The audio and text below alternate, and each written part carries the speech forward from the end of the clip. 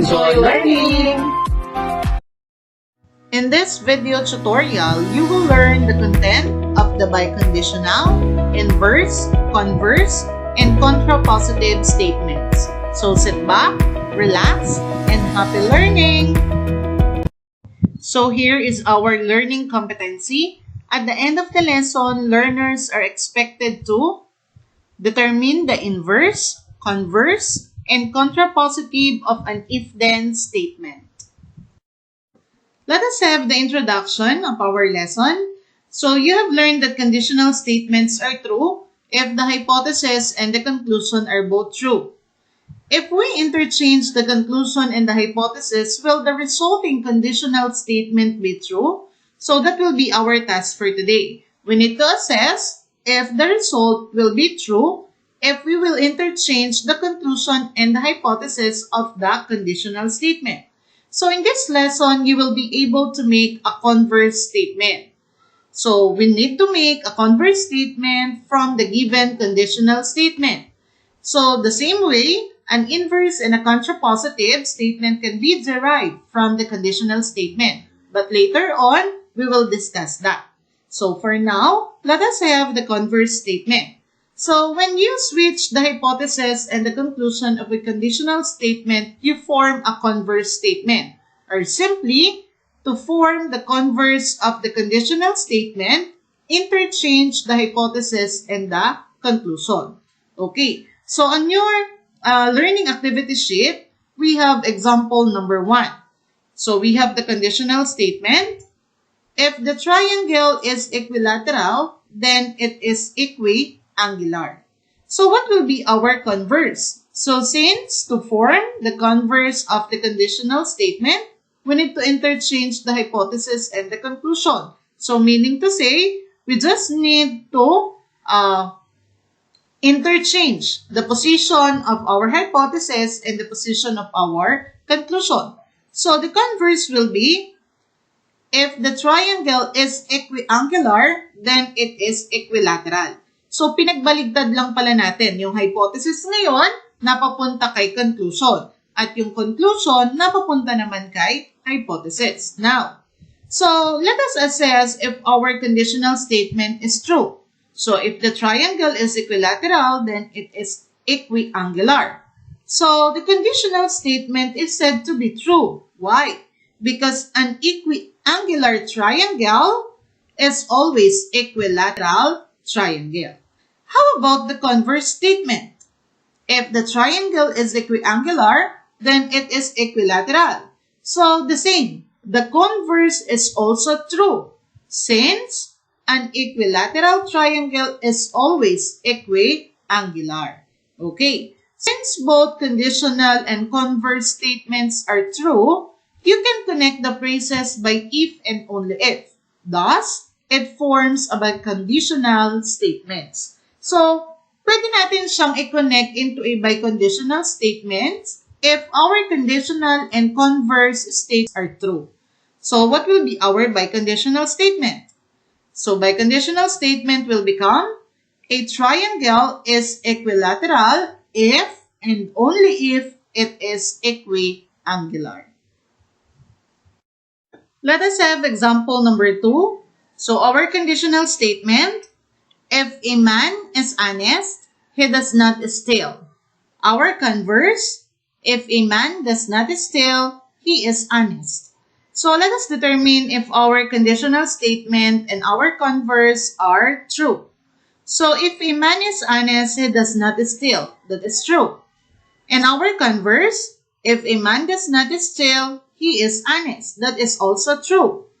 So the second example, both conditional and converse statements are true.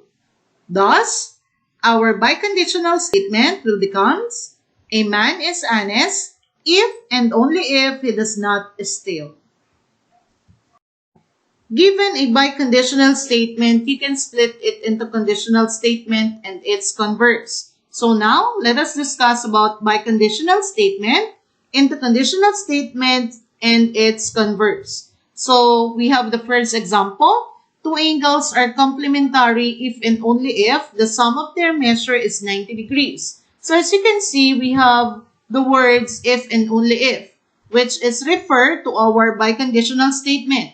So we can connect phrases by the word if and only if. So which is under the biconditional statement. So under this, we can have the conditional statement.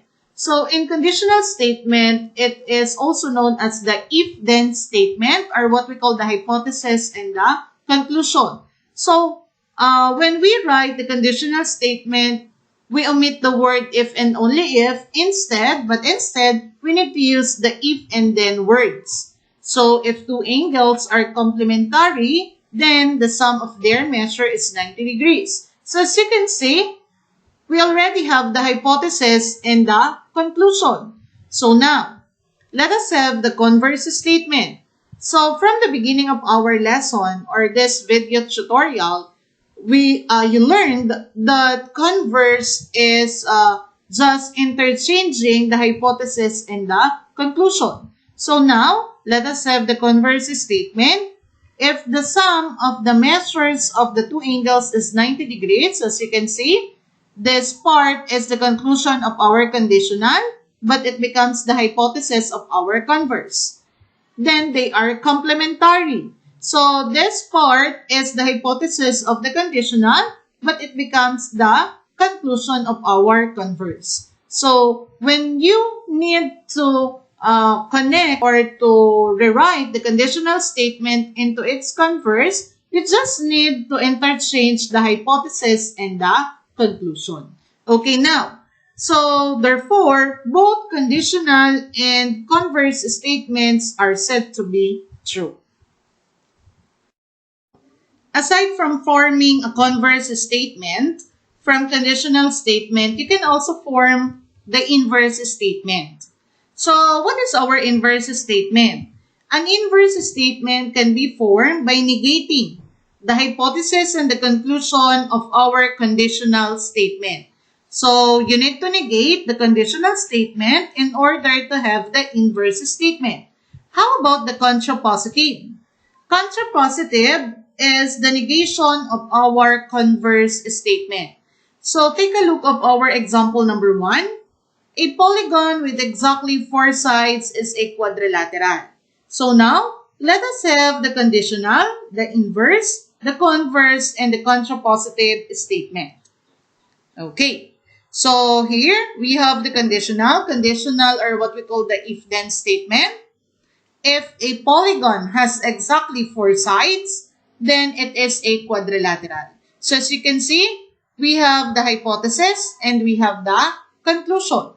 Now, going back to our inverse, so sabi ko nga kanina sa inyo, inverse statement can be formed by negating the hypothesis and the conclusion of our conditional statement. So, negating, lalagyan na natin siya ng mga words na does not, do not, did not, or any word na makakapag-negate ng ating conditional. So, let us have the inverse. If a polygon does not have exactly 4 sides, then it is not a quadrilateral. So as you can see, dinagdagan na natin siya ng mga words na makakapag-negate sa ating conditional. So dinagdag natin ang does not at saka yung word na not.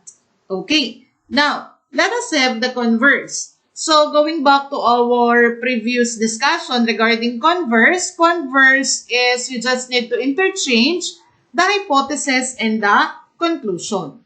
Okay, so you just need to interchange. Again, you need to interchange the hypothesis and the conclusion of our conditional. So, converse will become, if a polygon is quadrilateral, ito yon. If a polygon is quadrilateral, dinugtong na agad natin, then it has exactly 4 sides. So, yung hypothesis nito, naging conclusion nun. Okay.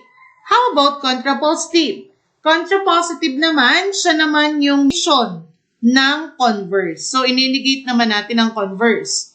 Kung ang inverse, ininegate niyang conditional, ito namang contrapositive, ininegate niya ang converse. So, if a polygon is not, kung mapapansin nyo, nagdagdag tayo ng word na not, is not a quadrilateral, it does not have exactly 4 sides. So that is the content of our first. Okay, let us have example number 2. Two line segments of equal length are congruent. So what will be our conditional statement? Inverse, converse, and contrapositive. Okay, so take a look of this. Conditional. If two line segments are equal in length, then they are congruent. Okay, so ginawa natin siyang if and then statement. How about inverse? So again, inverse, you need to negate the conditional. If two line segments are not equal in length, ito yon, dinagdagan lang natin ang not, then they are not congruent. Ninegate din natin ang conclusion. So how about our converse? So again, ang converse natin, you need to interchange the hypothesis and the conclusion of our conditional. If two line segments are congruent, okay, then they have equal lengths. Okay, ma'am, bakit po itong two line segments na to ay hindi po napapunta sa ating conclusion? Okay, ganito.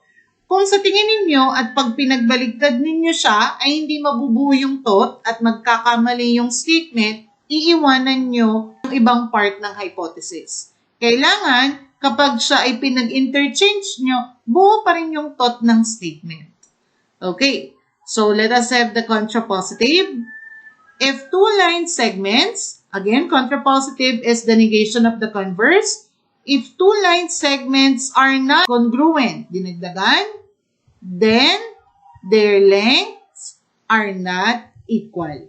So, as you can see, ninegate na natin ang ating converse. So, that will be the conditional, the inverse, the converse, and the contrapositive. So, I hope naintindihan ng husay examples under biconditional, conditional, inverse, converse, and contrapositive. I hope you've learned a lot from our video tutorial. So thank you so much. See you next time.